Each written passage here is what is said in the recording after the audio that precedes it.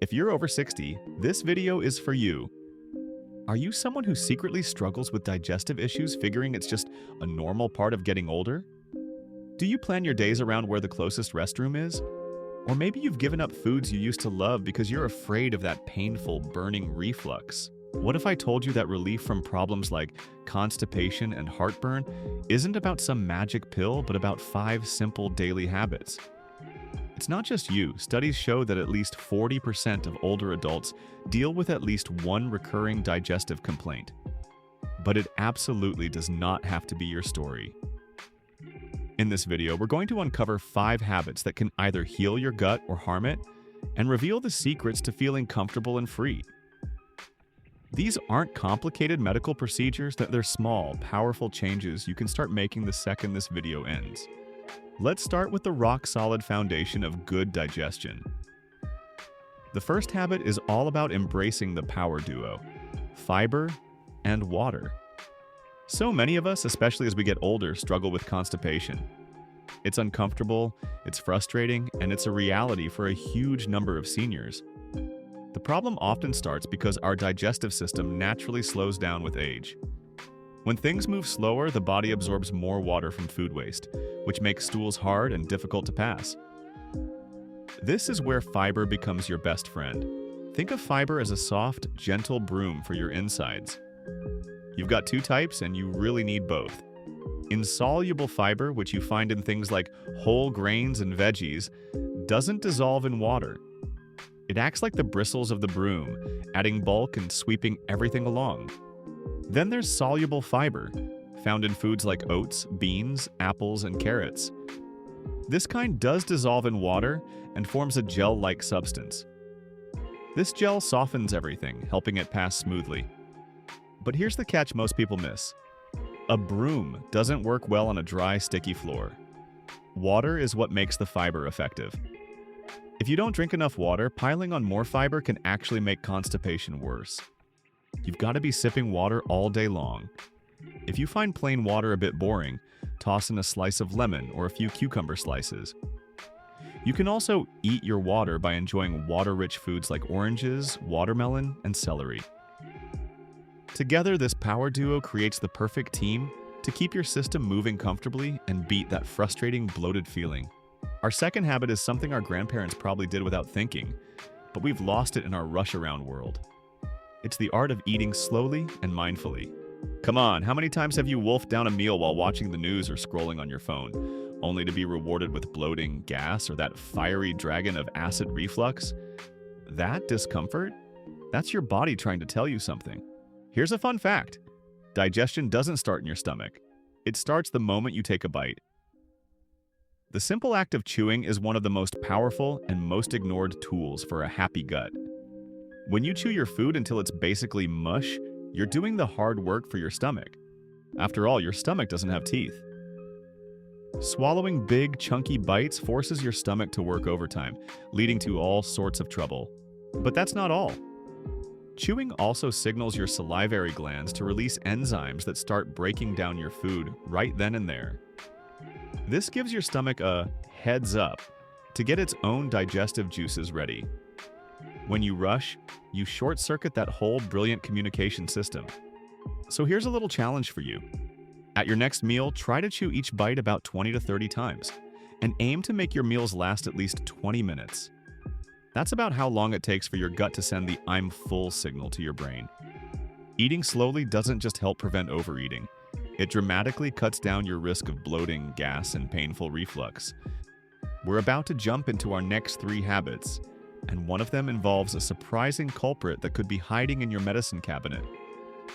But first, if you're finding this useful and you agree that life is too short to be wasted on digestive pain, do me a favor and click that like button and subscribe. Our goal is to help more people like you, but we also need your support. And I'd love to hear from you in the comments. Which of these first 2 habits, the fiber and water duo or mindful eating, are you going to try first? Sharing your plan can inspire someone else to start. All right, habit number 3 is all about getting things moving. On the outside to get things moving on the inside. That old saying, "motion is the lotion," isn't just for creaky knees. It's a game changer for your digestive system. Living a life where you sit more than you move is a major reason for sluggish digestion and constipation. When our bodies are still, our intestines get lazy too. Imagine your intestines as a long, muscular tube that pushes food along with wave-like squeezes. This is called peristalsis. Physical activity is what encourages these contractions, helping waste move through your system efficiently. Now, this doesn't mean you need to sign up for a 5K. The magic is in gentle, consistent movement. A daily walk might just be the best medicine for your gut. Just 30 minutes of walking most days can make a world of difference. And if walking is tough, don't worry. Seated exercises, gentle yoga, or even Tai Chi are fantastic alternatives. Research even shows that regular, gentle exercise can boost the friendly microbes in your gut, which are critical for a healthy digestive ecosystem. The goal here is to simply avoid long stretches of being still. If you've been sitting for an hour, just stand up. Stretch. Walk around the room for a few minutes. This simple act wakes up your digestive tract and helps prevent that stagnant feeling that leads to bloating and irregularity. Remember, a body in motion keeps the bowels in motion. This next habit is so important, but it's one that often flies under the radar. It's time to put on your detective hat and take a closer look at your medications. Many of us rely on daily meds for various health conditions, and while they can be lifesavers, they sometimes come with a hidden cost: digestive side effects. Think about it. Medications for high blood pressure, muscle pain, depression, and even common supplements like iron and calcium can be major culprits behind constipation. Pain relievers, especially NSAIDs like ibuprofen, can get tougher on the stomach as we age, sometimes leading to irritation or even ulcers. Now, let me be crystal clear. This is not a suggestion to stop taking any medication your doctor prescribed. Absolutely not. The habit here is to monitor and communicate. Start a simple journal. Write down the medicines you take and any digestive symptoms you notice, whether it's heartburn, constipation, or just an off feeling. See if you can spot a pattern. Does your reflux act up an hour after you take a certain pill? Did things get stuck right around the time you started that new prescription? The next step is to take this detective work straight to your doctor or pharmacist. Have an open, honest conversation. Ask them, could any of my medications be causing these digestive issues?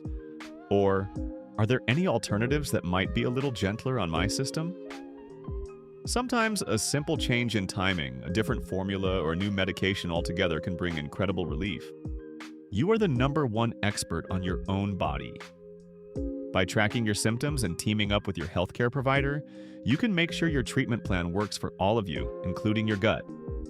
Our final habit tackles two of the most powerful forces that control our digestion: the foods we eat and the stress we feel. This is all about identifying your personal triggers and calming the incredible connection between your brain and your gut. First, let's talk trigger foods. For so many seniors, acid reflux, or GERD, is a constant battle. This is when stomach acid flows back where it doesn't belong, into the esophagus, causing that awful burn. Certain foods are notorious for relaxing the little valve that's supposed to keep that acid down. The usual suspects: high-fat or fried foods, super spicy dishes, acidic things like tomatoes and citrus, chocolate, peppermint, caffeine, and fizzy drinks. The key is to become your own food detective. A food diary is your best tool to figure out your personal triggers. You might not have to give up everything on that list, but by figuring out what specifically bothers you, you can dramatically cut down on heartburn. The second half of this habit is just as critical: managing stress. Ever felt butterflies in your stomach when you were nervous? That's a real physical sign of the gut-brain axis, the two-way superhighway between your mind and your digestive system. When you're stressed out, your body releases hormones like cortisol that can cause chaos in your gut. It can slow digestion right down, spark inflammation, and mess with your gut bacteria, leading to everything from constipation to diarrhea. To heal your gut, you have to find ways to calm your mind. And it doesn't have to be complicated. It can be as simple as spending 5 minutes doing deep breathing exercises, putting on some calming music, losing yourself in a hobby you love, or practicing those gentle movements we talked about. By lowering your stress, you send a message of safety to your gut, giving it permission to relax and do its job properly. So that's it. 5 daily habits that can truly change your relationship with digestion. It's not about being perfect. It's about making small, consistent choices that add up. Instead of just accepting bloating, reflux, and constipation as a normal part of aging, know that they are signals. They're your body asking for a little help. Aging is a privilege, and you deserve to enjoy it without being held captive by discomfort. You hold the power in your daily choices to either continue harming your gut or to start healing it. Lasting comfort is possible, and you can take back control of your health, one simple habit at a time. My body listens when I treat it kindly. Thanks so much for watching. Don't forget to subscribe for more health tips designed for you, and please share this video with a friend or a family member who might need to hear this message. We'll see you in the next one.